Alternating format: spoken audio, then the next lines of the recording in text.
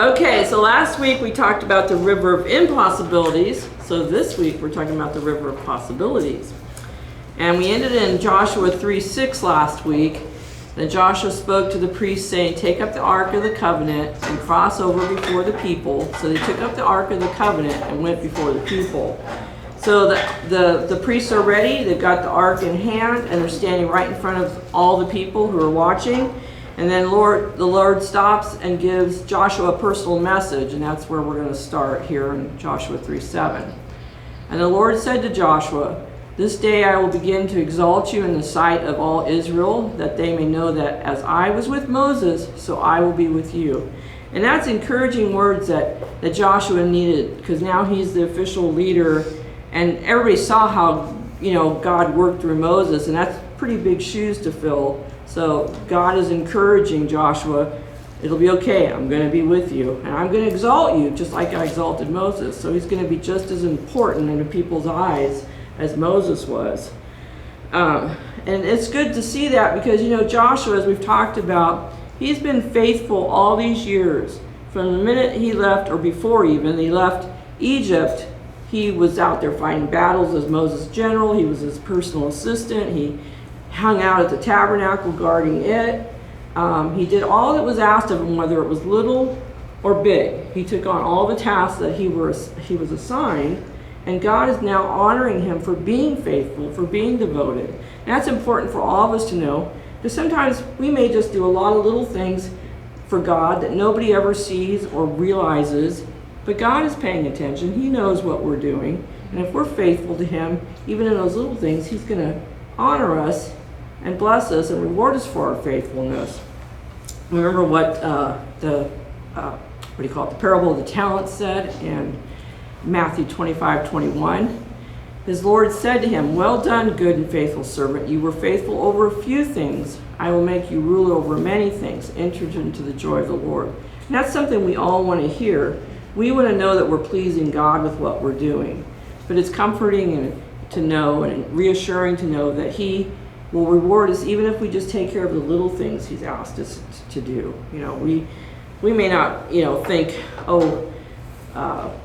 cleaning the bathroom at the church or picking up some trash on the foyer floor is anything anybody's going to notice, but we may do it every week, right? But God knows what we're doing. He knows that we're helping a neighbor that needs a meal. He knows those little things we do are important, and he's going to honor us for what we do. And many times when we're faithful with what's little that he's put before us, he's going to give us more to do because we've shown ourselves faithful. He's going to bless us with more. So when we are faithful to the Lord with even the little things he gives us to do, he will bless and reward us.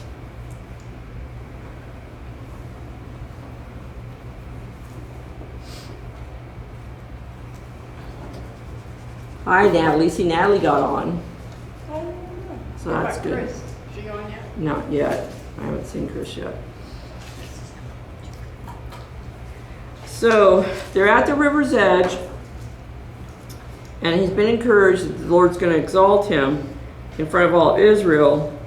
And remember what we've talked about. Joshua is a type of Christ, that he resembles Christ in many ways, and we'll mention those as we go throughout the study. And this particular scene right here at the river's edge is a foreshadow of a scene that we see with Jesus in the future in Matthew 3:16 through 17.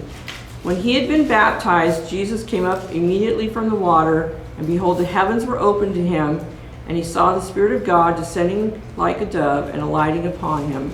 And suddenly a voice came from heaven saying, this is my beloved Son, in whom I am well pleased. So here at the river's edge, Jesus is baptized and exalted by God the Father in front of all the people that were there. And the same thing is going to happen to Joshua. As they pass through this river, he's going to be exalted by this whole experience in front of the people. But there's something even more interesting about this foreshadowing. The location of the baptism. Look at John 1:28. These things were done in Bethbara, beyond the Jordan where John was baptizing. Bethbara is the same place where they're at now. The exact same place. And Bethbara, either spelled that way, or you may see it spelled or Beth Bara, means house of passage, because that's where they passed through the river into Israel. So the same place that Jesus was baptized and exalted is the same place that Joshua is going to be exalted in front of the people. So Joshua is given these words of encouragement and assurance, and he's going to experience God's presence and help, just like Moses. I mean, who doesn't want to hear that? When you want to hear that word of encouragement, that his presence is with you and he's going to help you, well, he is, because we've got his Holy Spirit, right? So, what? So in John 1:28, it's the same place as in Joshua 3:7? Mm-hmm. Okay.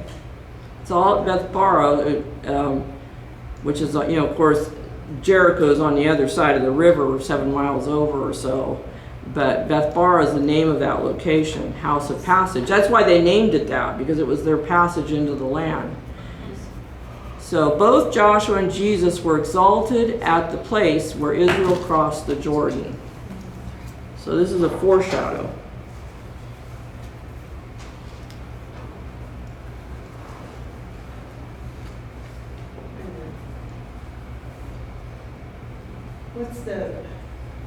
What did I miss? Did you have one before that? This? Tara. I did that one. Sorry. You were thinking too hard on it. No, I don't remember thinking. Oh, it's really exalted, but I just, Beth Bara or Bara? I don't speak Hebrew, so I say Beth Bara, but who knows? Oh, okay. I speak Cathese. It's a new form of Hebrew. So got it? Yes. So then both Joshua and Jesus were exalted at the place where Israel crossed the Jordan. So now you gotta get that one. Did everybody get that one? So they've all been staring at this river. So let's read Joshua 3:8. We ready? You shall command the priests who bear the ark of the covenant, saying, when you have come to the edge of the water of the Jordan, you shall stand in the Jordan. Okay, they've been sitting at the river's edge for 3 days, and it's overflowing its riverbanks. It's at its flood stage that it gets to this time of year, and it's flowing heavy and fast. And it's just like, they've warned us around here, don't go in the rivers because we're having so much water flow, right? Well, these people should not be going into the Jordan River. So they've been sitting there staring at it for 3 days. That's why we call it the river of impossibilities, because it pretty much was impossible to be crossed at this point. They could not get across it, especially with children, flocks and herds, like we talked about, all their tents and goods. It'd be impossible to get across it. So what are the priests commanded to do? Take up the ark and go stand in it. So this is going to take a great step of faith by these priests. They're trusting what Joshua is telling them, that there's something big going to happen, and to go ahead and go do it. And sometimes we have to get to that river's edge in our life where we're facing something that's really impossible, so that God can test us, so we see what we're made of. So we see where our faith stands. And I know, I know some of your stories, but I don't know everybody's story, but there are times where we face something really hard, really difficult, and this is where God's saying, okay, are you going to be faithful to me during this? Are you going to trust me? I'm telling you to go stand in the river. You can do it. Go stand in the river and watch what I do. So this is what these priests have to do, and we have to get there and see how we will hold up. I know for me, I've done both ways. In times past where I've had to face something that's difficult, sometimes I've done quite well. There have been other times I failed the test. But every time I grow and learn, and God has sometimes tested me over and over on things till I do get it figured out. So without tough times and difficult circumstances, we might not really know where our faith stands. Will we trust him, or will we do as he asks?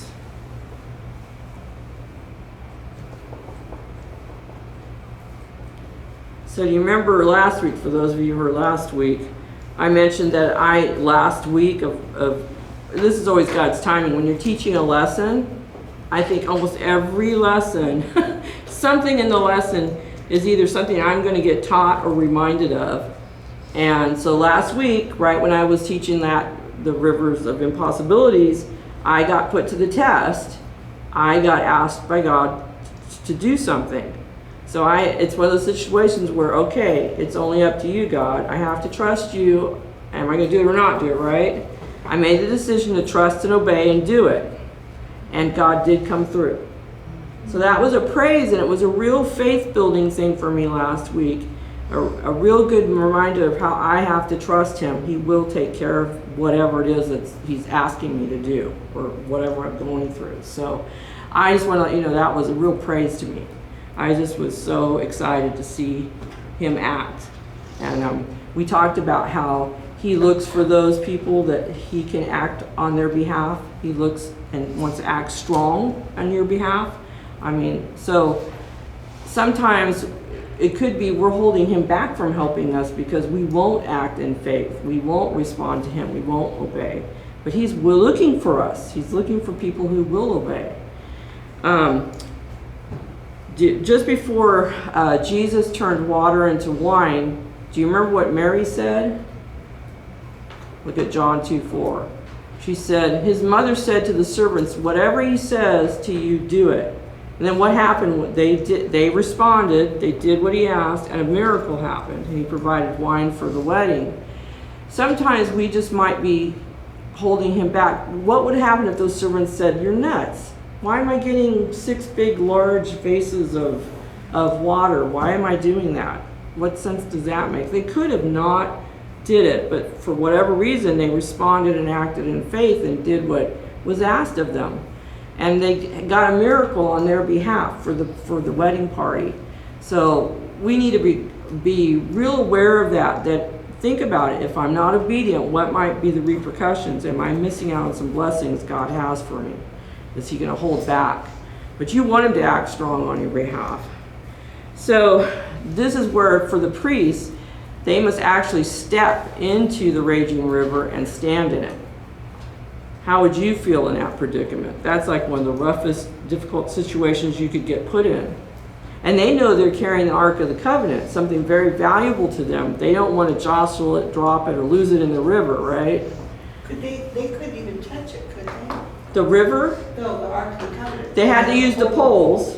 So can you imagine, they're under big pressure lifting that and holding it and staying steady. Let's not drop the Ark of the Covenant, we'll be in big trouble. And they've got to actually step into the raging river. And there's a reason why he does it this way. Let's read this, Joshua 3:9 through 10. So Joshua said to the children of Israel, come here and hear the words of the Lord your God. And Joshua said, by this you shall know that the living God is among you, and that he without fail will drive out from before you the Canaanites. So this whole thing is being done to be a witness, and to be a witness to them and to the people they come in contact with. And the Hittites and Hivites and the Perizzites and the Girgashites and the Amorites and the Jebusites. Nice. Nice. A bunch of ites. They're all there, sitting at the river's edge. So what's interesting though, they stop at this point and he gives them some specific instructions. He's telling them about what's going to happen, right? Come here and hear the words of the Lord your God. And the living God is going to take care of this.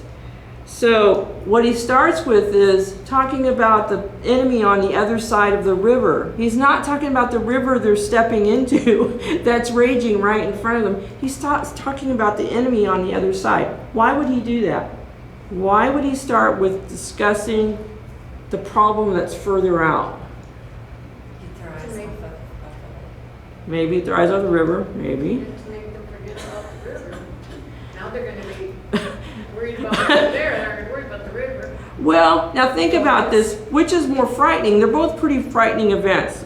7 enemy nations he's just listed off, or this raging river they're drowning in right this second. If he's telling them about the 7 enemies, and he says that without fail drive out from you, they're going to be gone. He's telling them that the 7 enemies are going to be gone. You tell them that because that tells them they're going to conquer the river and the enemies. that their future is already set, that they have nothing to worry about, that God is going to take care of all of it. So it gives you hope. Oh, well, this river's nothing. He's going to take care of 7 nations, and he's telling us we're already going to be over on the other side to see that. So that tells me I'm going to get through the river no matter what's going on. So he's encouraging them in a very different way. He's telling them about their future, giving them a hope. So that if the people were not reassured of the victory in the promised land, why would they bother to cross the raging Jordan River? Why go to all the trouble to get across if you're going to face 7 nations of enemies, right? It's something we need to remember too. We've been guaranteed a victory too about what God's doing in our life.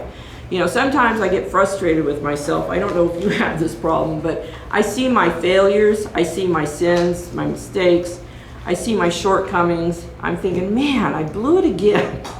You know, I let something happen that I shouldn't with my actions or my attitude. I say, can't I get this right? I am never gonna mature in this area, or I'm not gonna get done with this particular sin or issue in my life.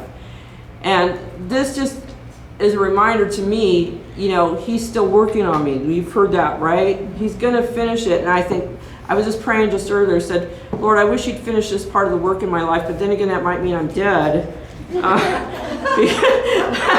Because you sometimes don't think I'm never going to be perfect until I get to heaven, right? I can never achieve 100% perfection, but that wouldn't be too bad of a thing to be dead and to be in heaven. But you know, I would take that too. But I would love to see more progress in certain areas of my life. And I guess I shouldn't whine and complain, because I have made progress in some things.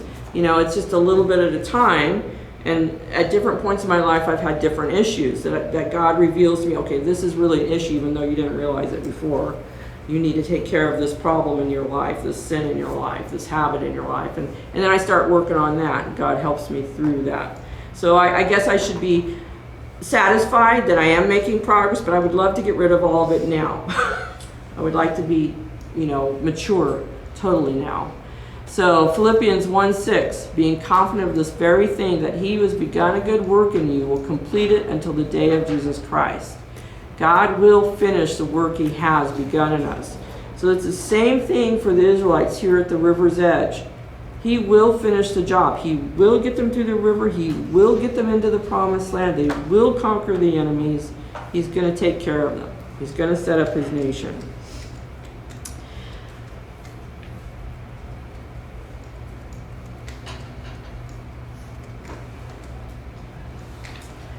So, Israel's supernatural journey through the Jordan was a picture of our regeneration that ensures that the living God will complete the work in us. It's a picture. Them passing through the river is a picture for us. The passing from the old life to the new life.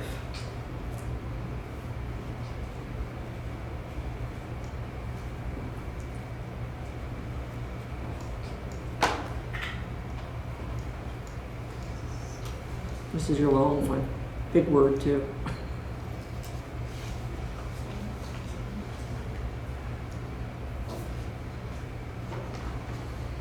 Everybody got it?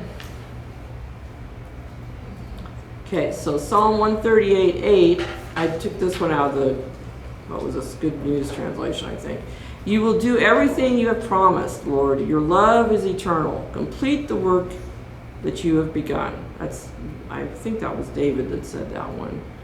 So he's remembering and thankful that God's going to complete the work. That God keeps his promises. He keeps his promises to us. If he's told you something, he's going to keep that promise. Because sometimes he tells us something personal, and it's for us. Sometimes he reveals something in the Word to us.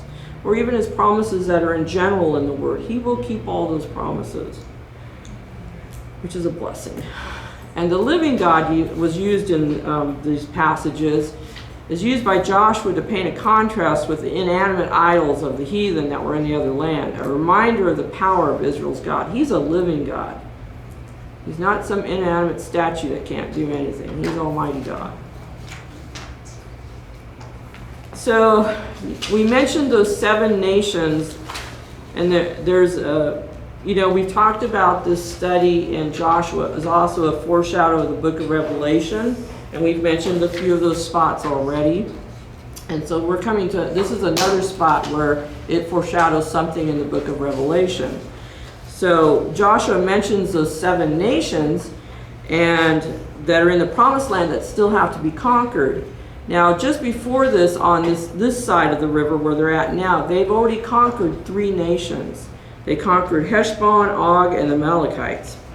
And their lands were all given to those 2.5 tribes that did not want to go across the river, that want to stay in the green pasture lands. So 3 nations have already been conquered, 7 lie ahead. So that's a total of 10 nations that they have to conquer. And this is a picture from Revelation where it talks about the 10 nations that are going to be conquered. This is a foreshadow. So we'll look at a couple of those little verses. There's several. We're going to look at a couple. Revelation 17, 12 through 13. The 10 horns which you saw are 10 kings who have received no kingdom as yet, but they receive authority for 1 hour as kings with the beast. So there's going to be 10 nations at the beginning. These are one mind, and they will give their power and authority to the beast. But what happens is, right off the bat, 3 of those nations will be eliminated. And I think we see that here in Daniel 7. The 10 horns are 10 kings who shall arise from this kingdom, and another shall rise after them. He shall be different from the first ones, and he shall subdue the three kings. So that's just a picture. I know it's kind of a hard one to understand, especially if you haven't studied Revelation at all, but Joshua, all throughout Joshua, we're going to see little glimpses of the book of Revelation, and this is just one of those glimpses where there's 10 nations that are going to be conquered. 3 have already been taken care of. Same pattern as what's in Revelation. 3 get eliminated right off the bat, and 7 more are going to be taken down, and then the Antichrist is going to take over completely. He's going to have nobody in the earth telling him what to do anymore. So in the end times, the tribulation period, 10 nations of the world will give their power over to the Antichrist. Immediately, 3 of those nations will be eliminated, leaving 7 to be eliminated later when the Antichrist fully takes over. There's so many things in the Old Testament that are foreshadows in the New, and this is just one of those little spots.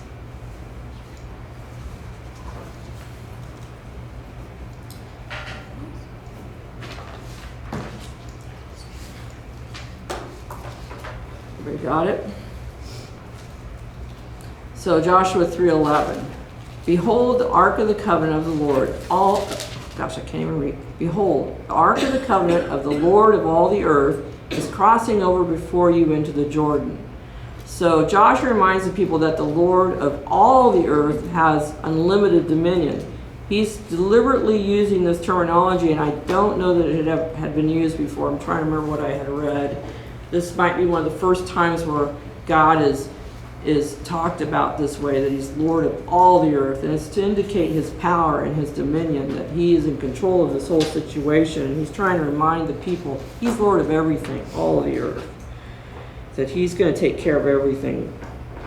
Joshua 3:12 through 13. Now therefore take for yourselves 12 men from the tribes of Israel, 1 man from every tribe. And it shall come to pass, as soon as the soles of the feet of the priests who bear the ark of the Lord of all the earth, he says it again, shall rest in the waters of the Jordan, as soon as they step in, that the waters of the Jordan shall be cut off, the waters that come down from upstream, and they shall stand as a heap. So now Joshua finally explains the miracle that's going to happen first, which is the river. And all of Israel is going to witness it. Everybody's going to see what happens. And the priests have to get right into the river before it happens. And the reason he's doing this is because he wants the world and Israel to know that it's his presence that pushes back the waters. There's no doubt about it. Nobody's doing anything but God, because the ark we talked about last week represents God. That's his presence. When his presence hits that water, the water pulls back. It's God's presence doing the miracle. There's not going to be any doubts about that. And we've talked about the Red Sea before. The Red Sea splitting and the Jordan River being pushed back are both marvelous miracles. I mean, totally, there's no way you could doubt that God was not involved in those miracles. So let's read more. Joshua 3:14 through 17. So it was when the people set out from their camp to cross over the Jordan, with the priests bearing the Ark of the Covenant before the people. And as those who bore the ark came to the Jordan, and the feet of the priests who bore the ark dipped in the edge of the water, for the Jordan overflows its banks during the whole time of harvest, that the waters which came down from upstream stood still and rose in a heap very far away at Adam, the city that is beside Zaratan. So the waters that went down into the sea of the Arabah, the salt sea, failed and were cut off, and the people crossed over opposite Jericho. Then the priests who bore the Ark of the Covenant of the Lord stood firm on dry ground in the midst of the Jordan, and all Israel crossed over on dry ground until all the people had crossed completely over the Jordan. So I just want to, they describe what happens, and I want to just give you some comparisons between the Red Sea and the Jordan River, because I thought they're interesting. These are the differences, because we've talked about before, what was Egypt? Bondage, sin, the old life, right? And they were set free from that. What's the Jordan River we've talked about? It's representing going into the new life. Not heaven, it's going into your new life with God, right? So there are differences. So the Red Sea was freedom from bondage, whereas Jordan River's entrance into the promised land. The Red Sea was escape from the enemy, whereas Jordan River is conquering the enemy. That's you got to think about this as your new life. You're now able to conquer the enemy with God's help, right? So the Red Sea happened at night. The Jordan River happened in broad daylight. In Red Sea, the multitudes were slain. In Jordan River, not one soul perishes. Totally different. It's entering a new life. It's a different picture. The Red Sea was performed for people of little faith. Right? The Israelites did not have much faith at that point. The Jordan rivers were performed for the faithful. They had to obey, and they'd been faithful. These were the ones that survived the wilderness. These are the children. These are the faithful ones. The Red Sea, only two of the many would make it into the promised land. That's who? Joshua and Caleb. They were the only two that'll ever make it in. And at the Jordan River, everyone who believed made it into the promised land. So there are differences. But there's also some similarities between the two miracles. Each miracle involved water. There's an obvious one. Both were witnessed by the whole nation of Israel. Each required a leader to faithfully act. One was Moses, one was Joshua. Each was the removal of a formidable barrier to Israel. Without this miracle, these people would not have gotten to the next stage of their life. Both authenticated Israel's leader. The Red Sea confirmed Moses, and the Jordan River confirmed Joshua. Each presented a test to show Israel's faith and obedience. Each presented dry land for the Israelites to cross over on. Both miracles happened in silence. No trumpets or shouts. That's like the next miracle is going to be the Jericho walls, and there's going to be shouts and trumpets to be involved in that. But these were in total silence, just God's presence taking care of it. Both returned to their normal state before the miracle. Both started new stages in Israel's history. Both displayed God's power to the enemy quite clearly. I mean, so much so that the Canaanites at this point are afraid of them because of what they heard about the Red Sea and the Egyptians. They're still thinking about that one. Both were celebrated by songs of praise. And we know that Miriam sang a song right at the Red Sea, so there's something in Exodus with her. But in Psalm 114, you see a song of praise about both miracles together in one song.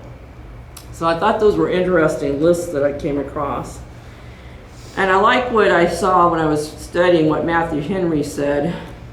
While we make God's precepts our rule, His promises our stay, and His providence our guide, we need not dread the greatest difficulties we may meet in the way of duty. We don't have to be fearful. We've got God on our side. So God made the river of impossibilities into a river of possibilities. And we talked about this last week. He turns things around. That impossible situation in front of us, He makes something new and better. He brings about something else. He works it into a possibility we never saw before. And I don't know if you have anything you're thinking about or facing in your life right now that seems impossible. There's just no way you can take care of it. You need to try to look at it from God's perspective. What are the possibilities? What can he do about it? Start thinking about your situation differently. Maybe there's even a dream you think God's given you, and it just seems kind of impossible to you, but it really is a possibility. He gives us skills and gifts and makes us with our own individual personalities for a reason, because he's going to use us for whatever purpose he has given us those gifts for, right? Those skills or those talents. That's a possibility in your life you might not thought about. What has he gifted you with that's unique to you, that you know you have, but you've been too afraid to use that gift or that talent or to step out and make progress in that direction? You know, sometimes he puts a dream in your head. I mean, I've had something in my head since I was a kid, and I've thought about this over and over again. And my life has not really totally allowed for me to live out that dream, so to speak. So I'm thinking about, okay, God's given me that inclination. He's given me that dream years ago. So is it time for that possibility to come to fruition? It's been almost impossible all these years. But is it time now for that possibility to come out? So I want you to think about, maybe there's marital troubles, maybe there's financial troubles, maybe there's medical troubles, maybe there's just something you're supposed to be doing that you're not. Those may seem like impossibilities, but ask God to turn it into a possibility. Ask him to open up the way, to turn the marriage around, to bring salvation to someone you've been praying for, to get you to some new level of something in your life that you're supposed to be doing. Ask him to show you the possibilities. Don't dwell so much on the impossibilities. Look to God to take care of it. Just like he takes them through the river, he's going to take you through that impossibility, whatever it is. And I know we all face things. We all have issues that we need to deal with. But he can take care of them. We've got to think more positively. In my basic personality, I'm a negative person in the sense of I think of the cons before I think of the pros, because I want to weigh everything out. And that's a good thing and a bad thing, because that can hold you back, because you get too caught up and look at the negatives of whatever situation. And you're always trying to fix it or try to get it better. But we need to look at the positives, the possibilities with God. Don't neglect the fact that if he's given you a gift or a skill or a dream, he's given it to you for a reason. Don't be afraid to go after it. That's sometimes we get held back because of our own self-confidence level or whatever. We need to step forward and take care of it as he's asked us to. So just like for the priests, they only temporarily had to step into the raging river and test their faith, and a miracle happened. So whatever might be your impossibility, you might only have to step into it momentarily. Wouldn't that be nice? And it passes and you see him open up a miracle. Because he's testing our faith. There's many times he's testing our faith to see what we'll do. How will we respond? Everybody got it? No?